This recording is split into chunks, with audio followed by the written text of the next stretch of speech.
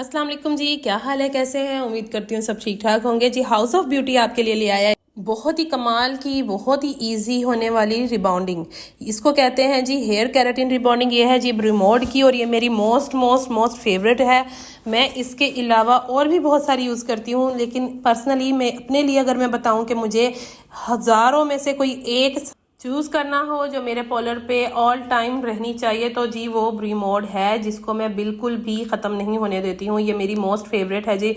और जो मॉडल है जी हमारी आज की रियल क्लाइंट है, हमने इनके बालों का आपको बिफोर लुक दिखा दिया है, जो बहुत ही ज़्यादा अनहेल्दी हैं बाल, बहुत फटा हुआ बाल है और बहुत मल्टीपल कलर्स की शाइन्स आ रही हैं, जबकि कलर इस पे इतना ज़्यादा प्रोमिनेंट नहीं हुआ, लेकिन अच्छा नहीं लग रहा है इनका कलर, और बाल भी बहुत रूखे हुए हैं। ये मैंने इनका जी फर्स्ट क्रीम एप्लीकेशन कर दी है, जो क्रीम 1 है। ये हेयर को सिल्की, स्ट्रेट, स्मूथ, शाइनी करता है, और सबसे बड़ी बात है हेल्दी करता है। बाल टूटता नहीं है, फ्रीजी नहीं होता।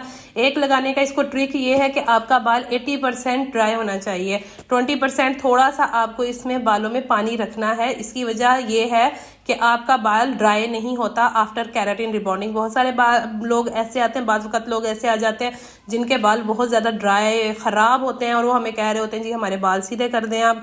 मैं उनके ये भी लगाती हूँ, लेकिन उसका ट्रिक थोड़ा सा अलग है। अगर आपको वो चाहिए हो तो आप प्लीज़ मुझे कमेंट कर दीजिएगा। और अगर मेरे चैनल पे न्यू है, प्लीज़ मेरे चैनल को सब्सक्राइब कर दें, वीडियो को लाइक कर दें, शेयर कर दें, कमेंट कर दें, और बेल आइकन को दबाना मत भूलिएगा। अब बढ़ते हैं इसी के आगे हम। ये जो रिबॉन्डिंग है जी, ये आपके बालों को डैमेज बिल्कुल नहीं करती है।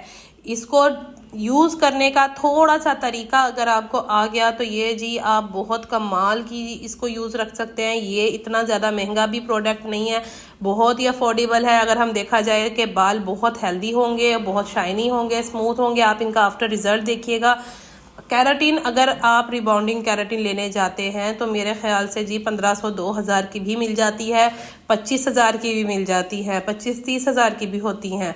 लेकिन मुझे इनमें से एक ही क्यों पसंद है, क्योंकि इसका डैमेज ज़ीरो है, इसका कोई डैमेज नहीं है। ये बहुत ही कमाल की है।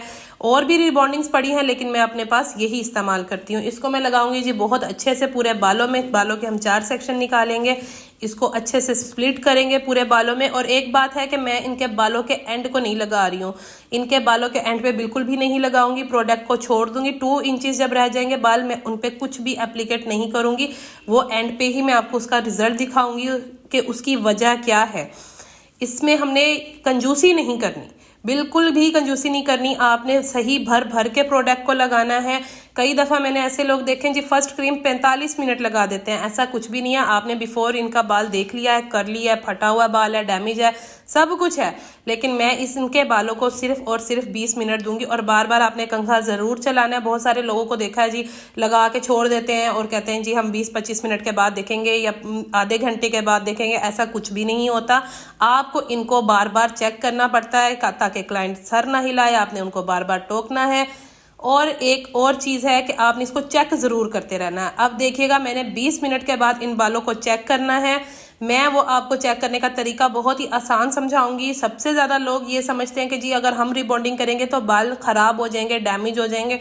ऐसी बात कुछ भी नहीं है। बस अगर आपको बाल चेक करना आ गया है, उसके बाद आप 50% समझें कि आप समझ चुके हैं कि रिबॉन्डिंग या कैराटीन कैसे होता है। अच्छा जी, अगर देखा जाए तो हर पॉलर वाली की एक कमज़ोरी होती है जिसपे वो ज़रा घबराती है। मेरी एक ही कमज़ोरी थी कि जी मैंने रिबॉन्डिंग नहीं करनी है, एक आईब्रोज नहीं करनी है, एक रिबॉन्डिंग नहीं करनी। मैं बहुत ज़्यादा डरती थी, पर जब आहिस्ता आहिस्ता करती रही हूँ, मैं वही बात के प्रैक्टिस करती रही हूँ, तो अल्हम्दुलिल्लाह बहुत अच्छा करना आ गया है। आज कोई से भी बाल डैमेज हो, 80% भी डैमेज हो, तो मैं उनको स्ट्रेट कर सकती हूँ। इस बात का अल्हम्दुलिल्लाह मुझे फुल कॉन्फिडेंस है, और मैंने किया भी है अपने पॉलर में, तकरीबन हर रोज़ ही करती हूँ। अच्छा जी, अब मैं इनके फ्रंट के बालों को भी ऐसे ही लगाऊंगी। आप देख रहे होंगे कि एंड के बालों में कंघा तक नहीं इनके चल रहा है, तो आफ्टर में आपको पता चलेगा कि इनका बाल कितना स्मूथ, सिल्की एंड शाइनी हुआ है। इनके बालों को बहुत ही अच्छे से आपने जो है ये क्रीम को एप्लीकेट करना है। पर एक बात आपने याद रखनी है कि आपने ये क्रीम एप्लीकेट करने के या तो फ़ौरन बाद तो या 10 मिनट के बाद आपने पूरे में ज़रा पानी लगाना है। जो शावर होता है उसको आपने इनके बालों पे जी करना है, बहुत अच्छे से इसको सेट करके रखना है, इसको ड्राई नहीं होने देना। ड्राई करेंगे होने देंगे तो जी बाल आपका ऊपर चढ़ जाएगा, सेकंड स्टेप लगाने में आपको मुश्किल होगी। सेकंड स्टेप में क्या होता है कि बाल आपका 1 सेकंड नहीं लगाता, फौरन बाल आपका ऊपर चढ़ता है। इस बात का आपने बहुत ज़्यादा ख्याल रखना है। मैंने बार बार इनके पानी लगाती रही हूँ, इनके बालों में बहुत अच्छे से मैंने पानी को लगाया है। इसके बाद जी 20 मिनट के लिए मैं इन बालों को ऐसे ही छोड़ दूंगी, पर उसके बीच में इसको चेक करूंगी। अब ये आपने क्या करना है, थोड़े से बाल आपने उठाने हैं उनको। ये काफ़ी लोग को है एक बाल उठा लेते हैं, नहीं जी 5-6 बाल आपके हाथ में होने चाहिए। टॉप के आपने बाल उठाने हैं, सेंटर में आपने बाल पकड़ना है और उसको थोड़ा खींचना है, बार बार आपने खींचना है। ये देख रहे हैं आप इलास्टिक की तरह जो बाल ऊपर जा रहा है, ऐसा बाल आपका होना चाहिए। इसी से ही पता चलता है कि आपके बालों में इलास्टिसिटी ओपन हो गई है या नहीं हुई है। देखिए मैं बार बार खींच रही हूँ, बाल नहीं टूट रहा, जबकि बहुत डैमेज बाल है, लेकिन इसको बहुत अच्छे वे में हमने एप्लीकेट किया है और मेरे ख्याल से तो मैंने बहुत अच्छे से समझाया है। यहाँ आप देख रहे होंगे कि मैं इस पे पानी लगा रही हूँ। अच्छा, पानी बहुत भी ज़्यादा नहीं आपने करना, यही याद रखिएगा कि 20 मिनट में आपने 4 दफ़ा पानी लगाना है। 5-5 मिनट के बाद आपने पानी लगाना है ताकि आपका बाल ड्राई ना हो, डैमेज ना हो।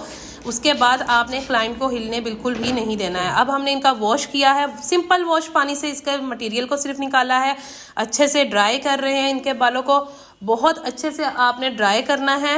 1% भी बाल आपका गीला नहीं होना चाहिए, आपने इस बात का ख्याल रखना है। बार बार आपने ड्राई करना है, इनके स्कैल्प को बचाना है आपने, क्योंकि स्कैल्प में ये मैंने पूरे 1.5 इंच बाल छोड़ा है। 1.5 इंच बाल छोड़ के फिर हमने पहला स्टेप लगाया है। कई लोग दूसरा स्टेप स्कैल्प पे लगा देते हैं, हम लोग जी नहीं ऐसा करेंगे। यहाँ आप देख रहे होंगे बालों में शाइन आ गई है, ऑलमोस्ट बालों में बहुत प्यारी शाइन आई है। ये जी सिर्फ ड्राई करने के बाद है, फर्स्ट वॉश के सिर्फ ड्राई करने के बाद के बाल हैं ये। इसके बाद अब इनके बालों में हम लोग स्ट्रेटनिंग लगाएंगे। मैं स्ट्रेटनर यूज़ करती हूँ बेबीलिस का, ये मुझे बहुत ज़्यादा पसंद है। ये ओरिजिनल होना चाहिए आपके पास, तो आपको समझ आ जाएगा कि ये इतना कमाल का क्यों है। मेरे पास फ्रोमेसी का भी है, फ्रोमेसी जो है वो बहुत प्रोफेशनल ब्रांड है, बेबीलिस उससे भी ज़्यादा प्रोफेशनल है। तो मैं इसके बालों को थोड़े थोड़े से बाल लेंगे सेक्शन में, और कई दफ़ा लोगों ने देखा है मैंने कि भाई 10-10 बार स्ट्रेटनर को लगा रहे हैं, 15-15 बार लगा रहे हैं। 5 से 6 बार आपने बस बाल के ऊपर आपने स्ट्रेटनर चलानी है। उसके बाद बाल को आप खुद देखेंगे कि बाल किस कदर आपका ज़बरदस्त शाइन निकल के आ रही है। अभी हमने कोई सीरम इनके बालों में नहीं लगाया, जस्ट हम इनके बालों को स्ट्रेट कर रहे हैं। तो आप रिजल्ट खुद देख सकते हैं कि ये कितना कमाल का शाइन बालों में से आ रहा है। ऐसे ही आपने बहुत बारीक बारीक सेक्शन लेके सारे बालों को आपने स्ट्रेट करना है। ज़्यादा से ज़्यादा आप 5 से 6 दफ़ा एक ही बाल पे रिपीट करेंगे, पर उससे ज़्यादा आपने नहीं करना है। स्ट्रेटिंग आपके पास अच्छी होनी चाहिए, उसी के साथ हमारा ज़्यादा कमाल का रिजल्ट निकल के आता है। अभी आप देख रहे होंगे जिन बालों पे स्ट्रेटनिंग हो गया है उन बालों पे कितनी कमाल की शाइन आ रही है। वन मोर टिप, आप लोगों ने जिसके भी अपने केराटिन करेंगे रिबॉन्डिंग, ये है keratin plus rebonding silky hair.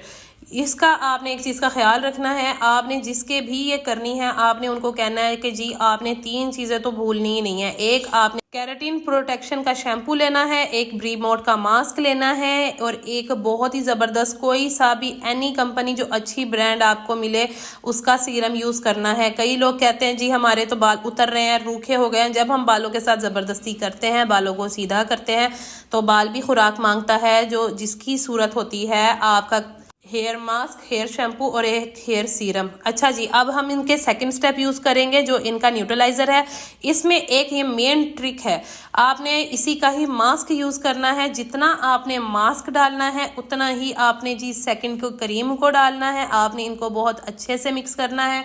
आपका बाल जलता सिर्फ एक ही वजह से है, जब आप सीधा सेकंड स्टेप को उठा के लगा देते हैं। नहीं जी, और कई लोग जो हैं जी वो बाद में या इसके एप्लीकेशन के बाद कोई मास्क यूज़ कर रहे होते हैं, कोई कंडीशनर यूज़ कर रहे होते हैं। ऐसा नहीं होता। इस न्यूट्रलाइज़र को आपने और हल्का बनाने के लिए एक हेयर मास्क डालना है, और ये इसी कंपनी का ही हो जाए तो ज़्यादा बेस्ट है।